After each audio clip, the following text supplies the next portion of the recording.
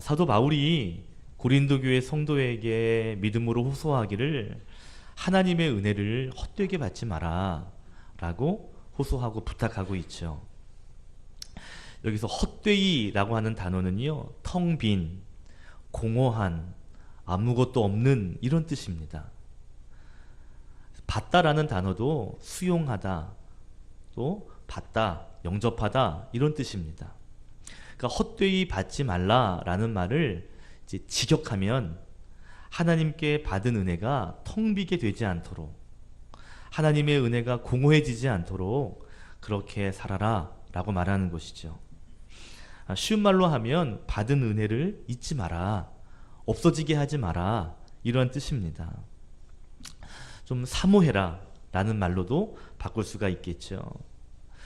이 말의 1절의 이 제목의 핵심이 뭐냐면 이 하나님께 받은 은혜를 헛되게 되지 않도록, 빈 상태가 되지 않도록 하라는 것입니다. 잘 간직하라는 것이죠. 그런데 2절에도 보면 하나님의 은혜를 받다라는 단어가 있어요. 2절에 보시면 사도 바울이 이사야서 49장 8절의 말씀을 인용한 후에 말하기를, 보라 지금은 은혜 받을 만한 때요.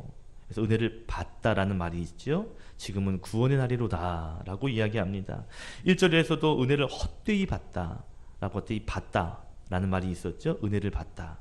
여기서도 2절에서도 역시 받다라는 단어가 있어요. 그런데 참 재미있는 건 제가 어제 원문을 찾아보니까 1절에서 말하는 헛되이 받다라는 이 받다라는 단어와 2절에서 말하는 받다라는 단어가 다른 단어였습니다. 우리가 볼 때는 다 받다인데, 그런데 이 헬라어에는요 조금 다른 받다였어요. 이런 차이가 있습니다. 뭐냐면 1절에서 받다라는 것은요 이미 받은 것을 말합니다. 이미 받아들여진 것. 2절에서 말하는 받다는 앞으로 받아들여질 받다인 것이죠. 그러니까 1절은 이미 받은, 2절은 앞으로 받을이라고 이해하시면 되겠어요.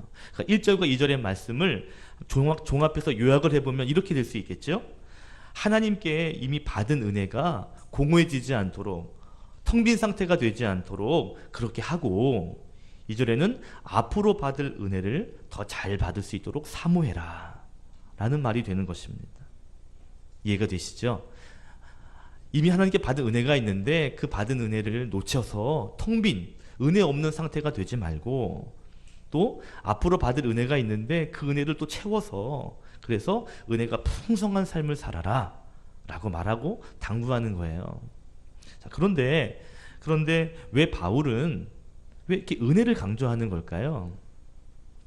은혜가 받은 은혜도 놓치지 말고 잘 간수해야 되고, 또 앞으로 받을 은혜도 많이 사모해라 라고 왜 은혜를 그렇게 강조하고 있는가?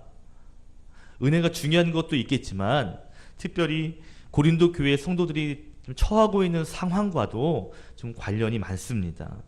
상황적인 이유가 있어요. 그 상황을 아주 잘 설명해 주는 말씀이 고린도후서 11장에 보시면 3절과 4절입니다. 좀 뒤에 고린도후서 11장 3절 4절 말씀을 성경과 또 우리 화면으로 함께 고백하겠습니다. 함께 읽을까요? 3절 4절 시작. 뱀이 그 간계로 하와를 미혹한 것 같이 너희 마음이 그리스도를 향하는 진실과 깨끗함에서 떠나 부패할까 두려워하노라. 만일 누가 가서 우리가 전파하지 아니한 다른 예수를 전파하거나, 혹은 너희가 받지 아니한 다른 영을 받게 하거나, 혹은 너희가 받지 아니한 다른 복음을 받게 할 때에는 너희가 잘 용납하는구나. 아멘. 고린도 교회는 사도 바울이 복음을 전해서 세워진 교회죠. 그런데 사도 바울이 교회를 세운 다음에 계속 그곳에서 함께 할 수는 없었습니다. 사도 바울은 늘 이동하면서 이 지역 저 지역에서 교회를 세우고 복음을 전했거든요. 이제 고린도에 교회를 세운 이후에 또 다른 지역에 가서 복음을 전하는 사역을 했죠. 그런데 고린도라는 지역이 굉장히 큰 도시입니다. 많은 사람이 있고요. 그곳에 거짓 복음을 전하는, 지금으로 말하면 이단, 거짓 사도들이 그곳에 모이기 시작했고, 그리고 그들이 고린도 교회의 성도들을 유혹하기 시작합니다. 오늘날에도 이단들이 있죠. 그죠? 주변에 많이 있습니다. 되게 활발하죠. 고린도 교회 때에도 그랬습니다. 이단들이 활발했어요. 여러분 생각을 해보시면 바울이 세운 교회입니다. 그리고 바울이 복음을 전했습니다. 그 복음을 이간질시키고 이단의 사람들로 돌아오게 하려면 어떤 방법이 있을까? 가장 쉬운 방법은요, 바울을 깎아내리는 것입니다. 바울을 인정하지 못하게 만드는 것이죠. 그러면 그가 전한 복음도 흠집이 되거든요.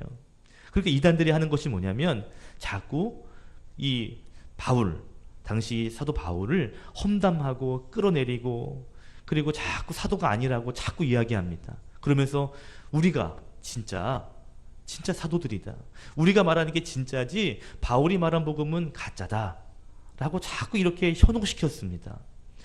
그러니까 이제 얼마 되지 않은 교인들이 볼 때는 혼란스러운 것이죠. 바울이 말한 복음이 진짜인지, 이 사람들이 말하는 것이 진짜인지, 또 이 사람들은 놀라운 스펙과 이런 것들을 가지고 현란하게 다가오니까 헷갈린 것이죠. 혼란스러운 것입니다. 또 그럴싸하거든요. 그러니까 많은 성도들이 이렇게 귀담아 듣기 시작했어요. 그리고 또 많은 사람들이 흔들렸고, 또 이단으로 가는 사람들도 더러 있었습니다. 그러니까 사도 바울이 교회를 세우고 다른 지역에서 복음을 전하는데 고린도 교회 소식을 들으니까 너무 가슴이 아픈 거예요. 힘들게 복음을 전하고 교회를 세웠는데 이단 때문에 흔들리니까 가슴이 아팠습니다. 그러면서 두 가지를 이야기해요. 그 사람들이 자꾸 내가 사도가 아니라고 이야기하는데 아니다, 나는 하나님의 세운 일꾼이 맞다 하면서 내가 하나님의 일꾼이라는 것을 많이 이야기합니다. 또 한 가지, 내가 예전에 전했던 복음, 그 하나님의 은혜, 그것이 진짜고 그것을 꽉 사모해야 한다, 붙잡아야 한다, 놓치면 안 된다라고 이야기하고 있는 것이죠. 여러분, 고린도후서 말씀은요, 사도 바울이 눈물로 호소하는 말씀이에요. 절대로 놓치면 안 된다, 그 은혜를 절대로 공허한 상태로 내버려둬서는 안 된다 하면서 애원하며 호소하는 말씀이 이 말씀인 것이죠. 바울은요, 예전에 받았던 그 은혜, 텅 빈 상태 되지 않도록, 또한 앞으로 주실 은혜도 꼭 채울 수 있도록 은혜를 사모하라고 말하고 있는 것입니다. 오늘 저와 여러분도 은혜를 사모할 수 있는 성도가 되시기를 축복합니다. 축복합니다. 사실요, 많은 교회 은혜를 강조합니다.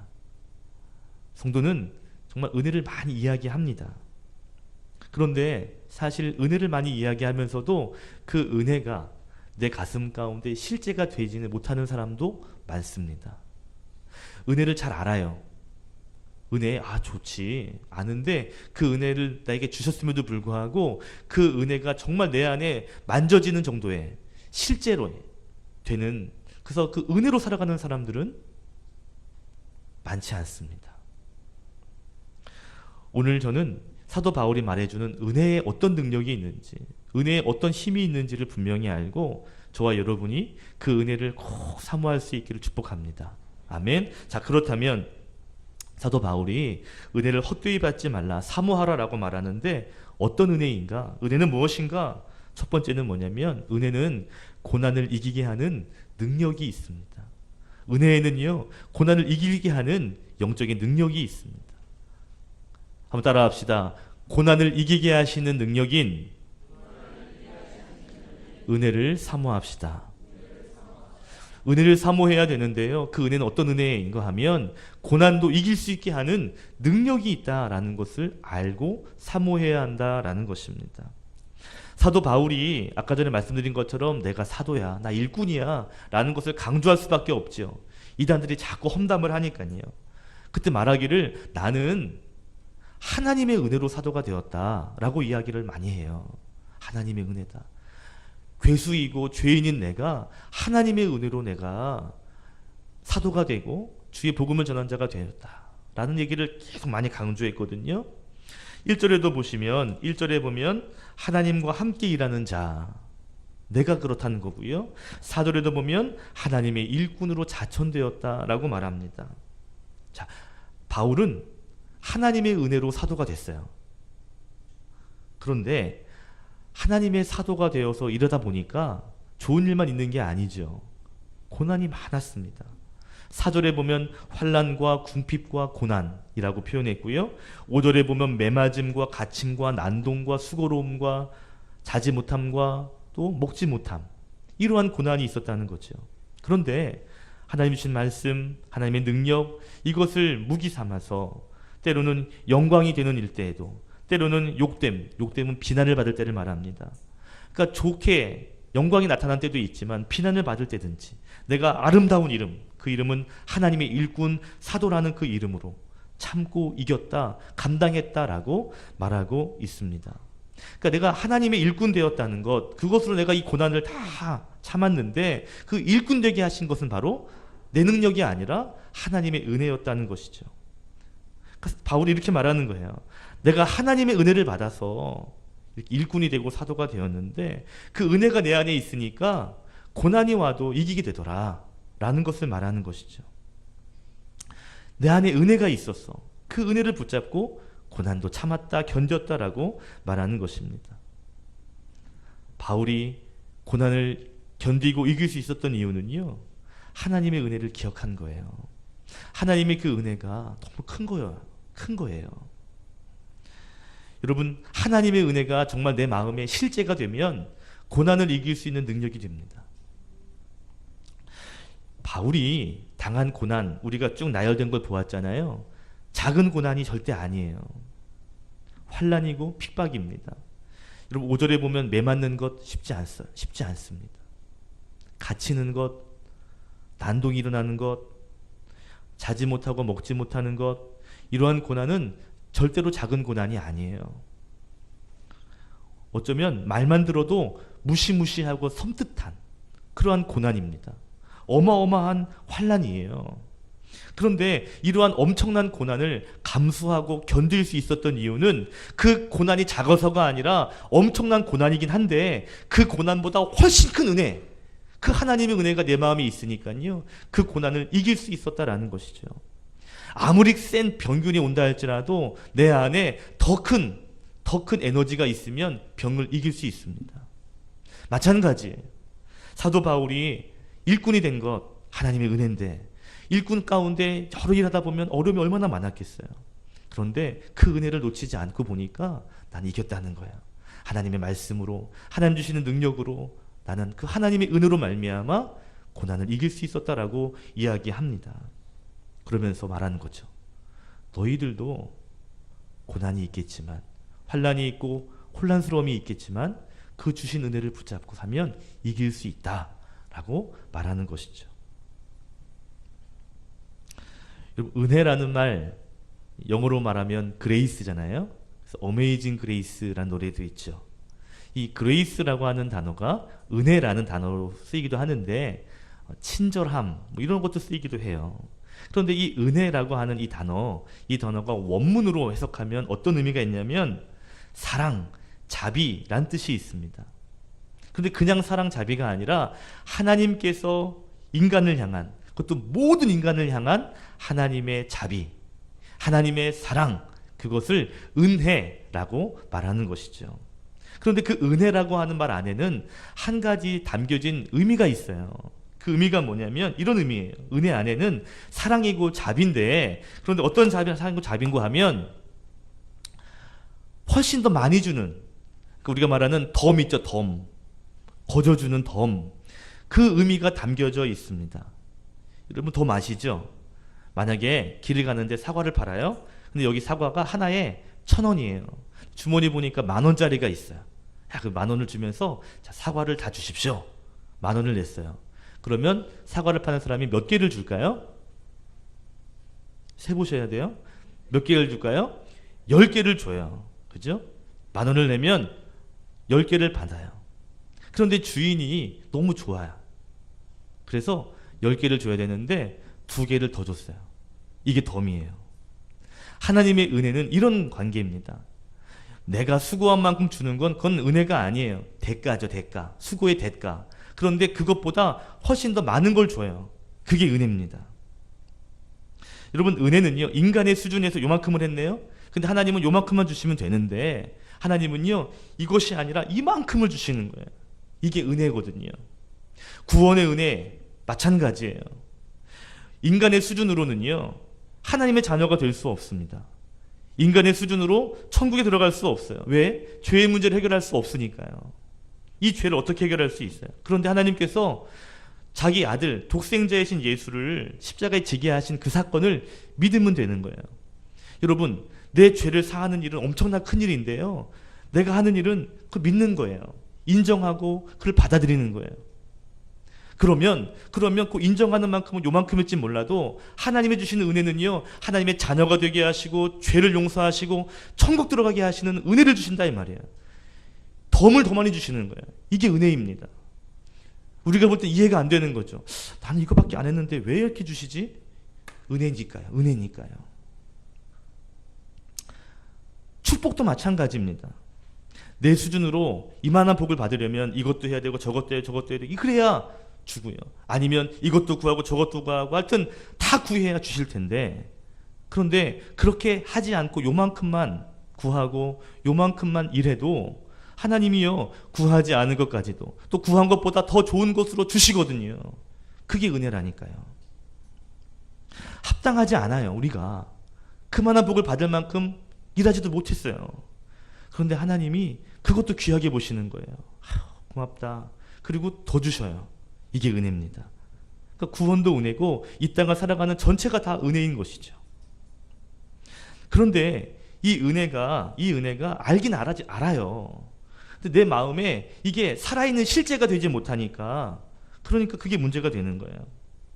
이게 진짜 은혜구나, 이게 정말 하나님의 은혜구나라는 것이 진짜 가슴 가운데 뜨거워지면, 그러면 여러분 사도 바울처럼 고난도 참고 견디게 하는 능력이 됩니다. 그런데 그것이 그냥 그런 거지 뭐 라고 마치 멀리 있는 이야기가 되면 그것은 그냥 좋은 것으로만 끝날 뿐이지 내 삶의 능력이 되지는 못한다라는 것이죠.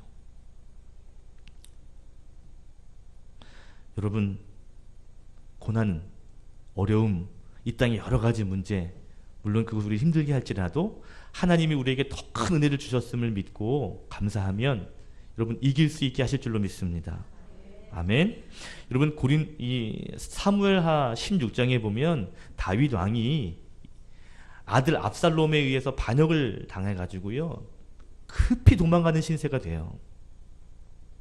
뭐 목숨만 구걸하기 위해서 대충 그냥 사람만 데리고 그냥 도망을 칩니다. 자, 그때 시므이라고 하는 사람이 있었는데 그가 길에 나와가지고 다윗이 도망가는 가서요, 돌을 던지면서 저주합니다. 네가 옛날에 행동을 그렇게 하고 사람을 죽이고 말이야. 그러니까 하나님이 네 아들을 내게 반역을 일으켜서 이꼴된 거 아니냐고 저주하고 돌을 던집니다. 얼마나 수치스러운 일인지.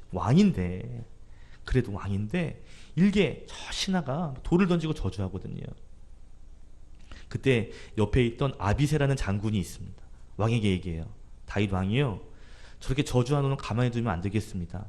저에게 허락하시면 제가 가서 당장에 칼로 모가지를 베겠습니다. 그때 다윗이 뭐라고 말하는지 아세요? 이렇게 말해요.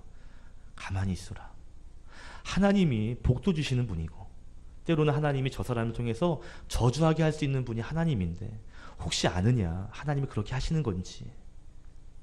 그런데 이렇게 얘기해요. 그러면서 하는 말이, 그런데 하나님께서 내 마음 아신다. 지금 하나님이 예전부터 나를 그렇게 아셨고 지금도 내 이 마음 아시는 분이시다. 만약에 이것이 이 원통함을 하나님이 헤아리신다면 하나님은 지금까지 하신 것처럼 나에게 선하게 대해주실 것이다 라고 이야기해요. 우리 사무엘하 6장 12절 말씀, 16장 12절 우리 같이 한번 고백하겠습니다. 다윗의 고백이에요. 시작. 혹시 여호와께서 나의 원통함을 감찰하시리니 봐주시리라 하고. 아멘. 자, 중요한 게 뭐냐면 지금 다윗이 처한 상황은 고난이고 억울함이고 그리고 아주 마음이 불편해요. 저주를 받았으니 심기도 좋을 리가 없습니다. 그런데 다윗이 고백하는 건 뭐냐면, 나를 왕되게 하신 하나님, 나와 늘 함께 하신 하나님, 내 마음 아시는 하나님, 그 하나님이 가만히 계시지 않을 거다. 더 좋게 하실 거야 라고 하는 은혜를 지키는 마음이 있었습니다. 은혜로 바라보는 것이죠. 좋으신 하나님이 선하게 하실 거다라고 하는 이 은혜를 품고 있는 자세가 있었습니다.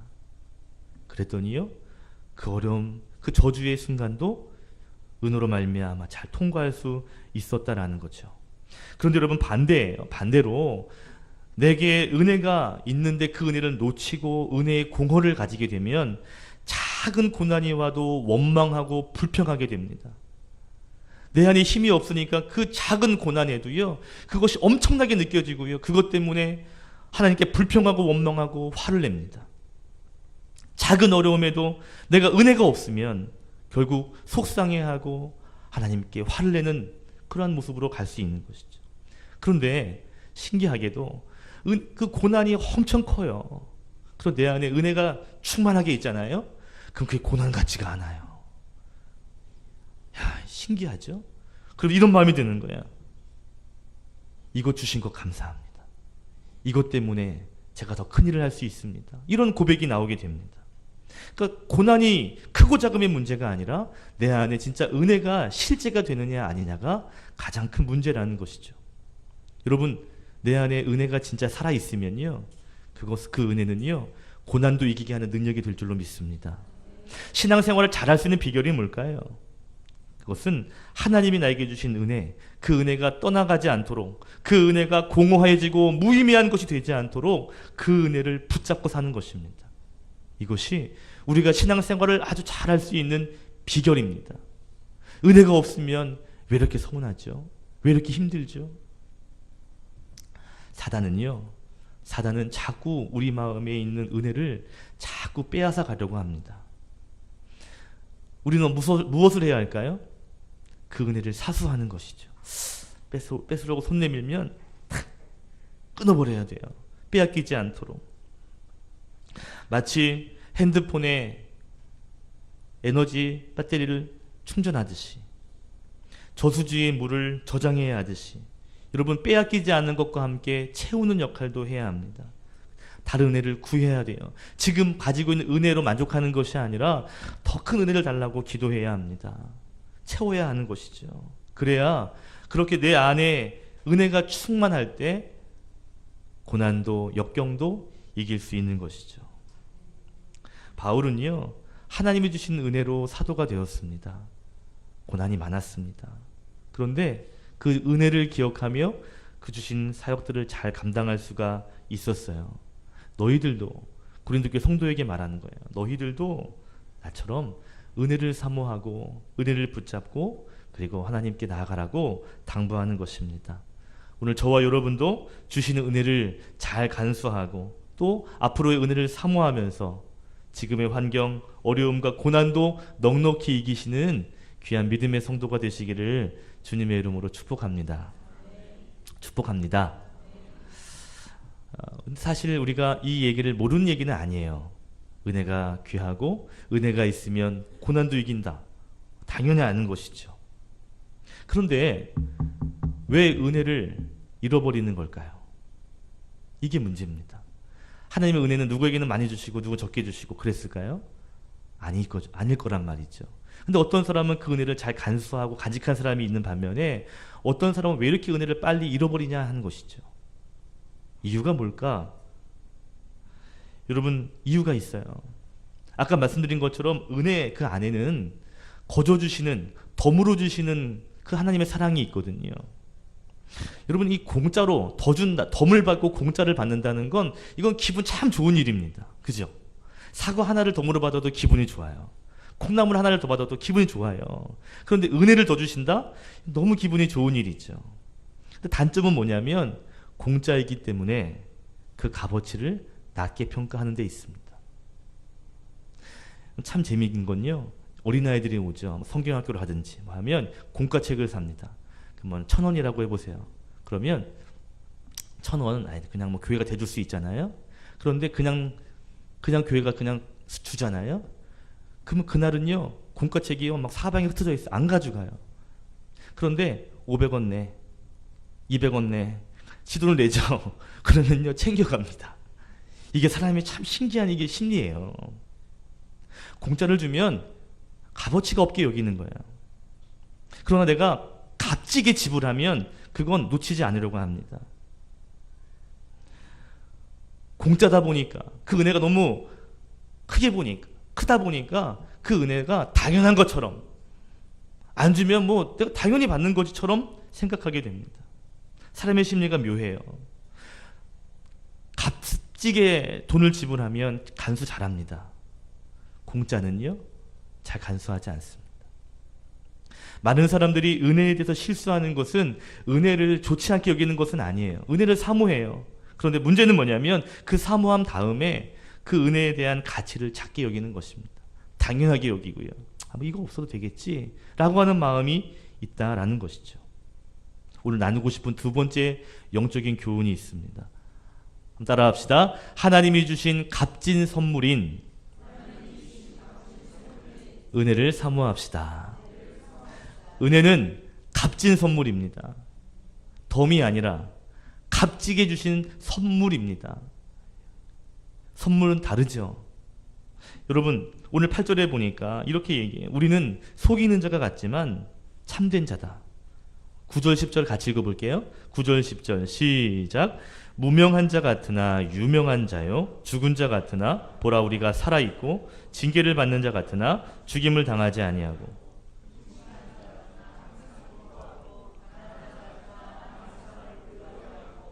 아무것도 없는 자 같으나 모든 것을 가진 자로다. 아멘.